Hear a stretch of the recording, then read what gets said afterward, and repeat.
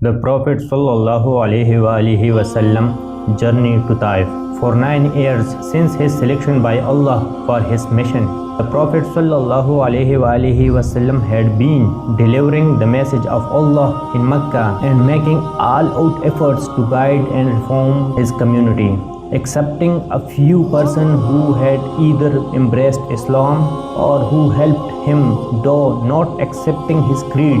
All the rest in Mecca left no stone unturned in persecuting and deriding him and his followers. His uncle Abu Talib was one of those good-hearted people who helped him in spite of his not entering into the fold of Islam. The following years, on the death of Abu Talib, the Quraysh got a free hand and therefore accelerated their sinister pursuit without check and hindrance. At Taif, the second biggest town of Hijaz, there lived Banu Zakir, a clan strong in number. The Prophet ﷺ left for Taif with the hope of winning them over to Islam, thus giving quarter to Muslims from the persecution of the Quraysh and also establishing a base for the future propagation of Islam. On reaching Taif, he visited the 3 chieftains of the clan separately and placed before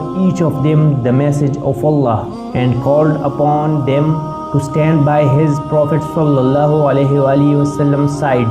Instead of accepting his message, they refused even to listen to him, and notwithstanding the proverbial Arab hospitality, each of them treated him most contemptuously and rudely.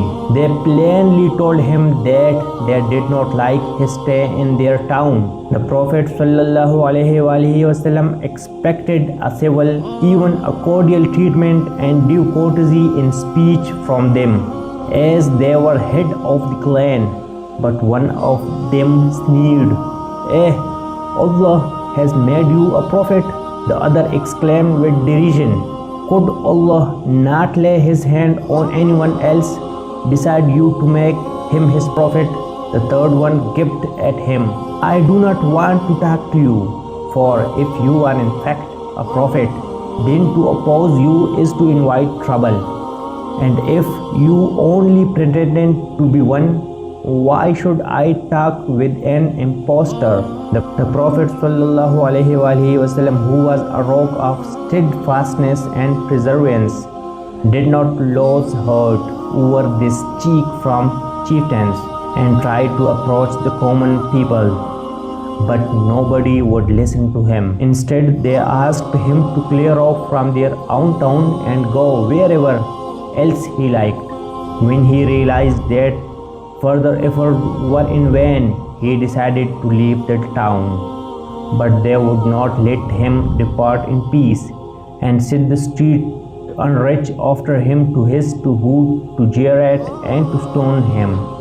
He was so much pelted with the stone that his whole body was covered with blood and his shoes were clogged to his feet. He left the town in this woeful plight.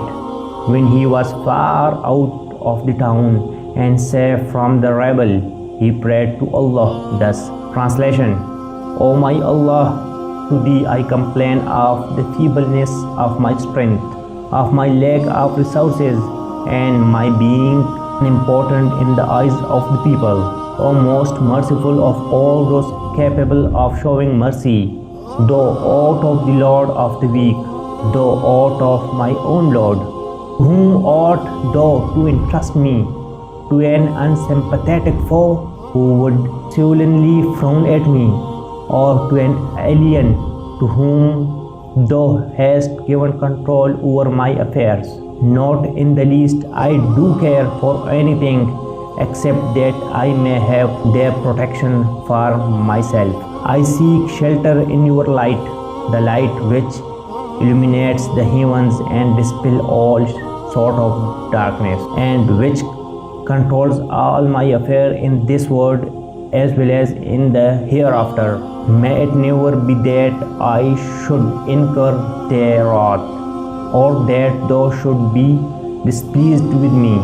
I must remove the cause of their displeasure till thou art pleased.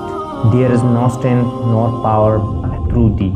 The heaven were moved by the prayer, and the Jibreel alayhi salam appeared before the Prophet sallallahu alaihi wasallam, greeting him with the Assalamu alaikum, and said, Allah knows all that has passed between you and these people. He has deputed an angel in charge of the mountain to be at your command. Saying this, Jibreel alayhi salam unshared the angel before Prophet sallallahu alaihi wasallam. The angel greeted the Prophet sallallahu alaihi wasallam and said, O Prophet of Allah, I am at your service. If you wish, I can cause the mountain overlooking this town on both sides to collide with each other, so that all the people therein would be crushed to death, or you may suggest any other punishment for them. The merciful and the noble Prophet sallallahu alaihi wasallam said, even if these people, the merciful and noble Prophet sallallahu alaihi wasallam said, even if these people do not accept Islam, I do hope from Allah that there will be persons from among their progeny who would worship Allah and serve His cause.